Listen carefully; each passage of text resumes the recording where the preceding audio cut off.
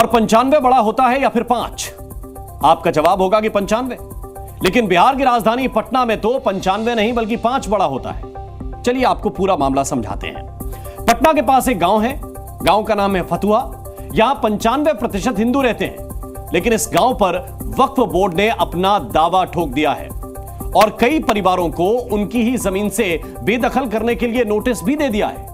अब गांव वाले इस बात से परेशान हैं कि दशकों से जिस जमीन पर वो रह रहे हैं, अब उन्हें उनकी ही जमीन से हाथ धोना पड़ सकता है। शायद इसीलिए देश में जमीन खोर वक्फ बोर्ड पर शिकंजे की मांग उठ रही है।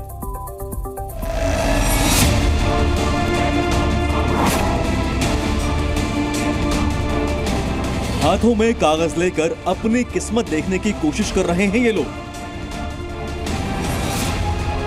इन लोगों के सामने संकट है कि जिस घर में ये और लोग बरसों से रह रहे हैं, इन घरों में उनके बच्चे बड़े हुए, उस पर वक्फ बोर्ड की नजर पड़ गई है और ना जाने उनकी जमीन कब छिन जाए।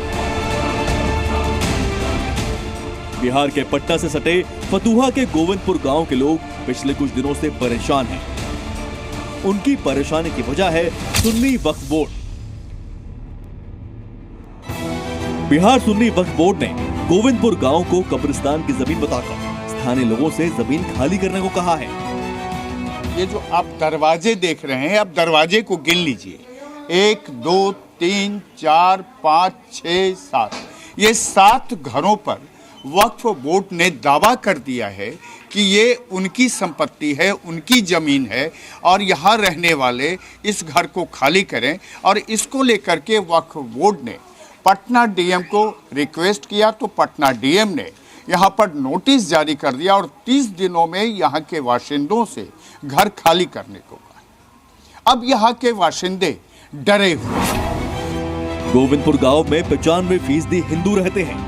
यहाँ रहने वाले लोगों का दावा है कि उनकी जमीन पुश्तैनी है, जिस पर दशकों से रहते आए हैं। बाकायदा उनके पास जमीन के कागजात भी हैं। सभी के पास सरकारी दस्तावेज हैं। बावजूद इसके सुन्नी वक्फ बोर्ड ने इन्हें जमीन खाली करने का नोटिस भेज दिया है, जिसमें गांव वालों को 30 दिनों का अल्टीमेटम मिला है।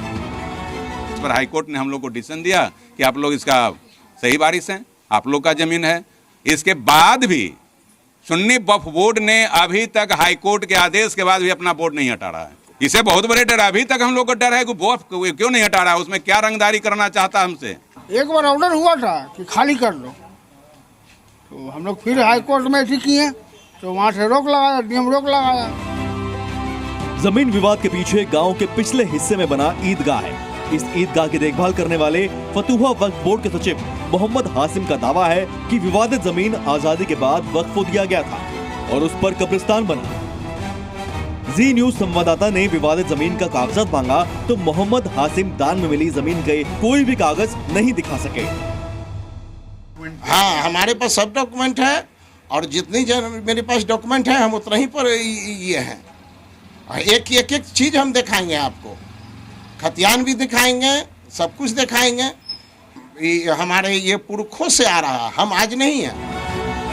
वक्फ बोर्ड की मनमानी से परेशान गांव वालों ने डीएम से इसकी शिकायत की। डीएम ने जांच करवाई तो ये भी साफ हो गया कि जमीन पर वक्फ बोर्ड का दावा सरासर गलत है। सभी सरकारी रिकॉर्ड्स में जमीन को पुश्तैनी बताया गया है, मतलब ये जमीन पुरखों से उनके नाम पर चली आ रही है।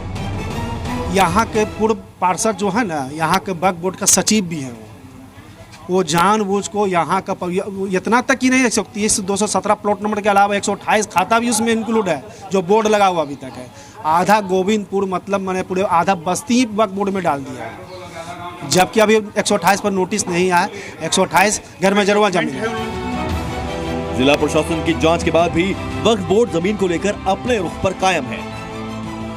सुन्नी वक्फ बोर्ड के नोटिस जब गोविंदपुर पहुंचा तो गोविंदपुर के लोगों ने पटना के डीएम से गुहार लगाई और डीएम ने भी उस नोटिस को भले ही वापस ले लिया है, उसमें लिख कर भी दिया है जो खतिहान है, जो वहाँ के मूल ज़मीनों के मालिक हैं, वो गोविंदपुर के ही लोग हैं। सुन्नी वक्फ बोर्ड का दावा बिल्कुल निराधार है।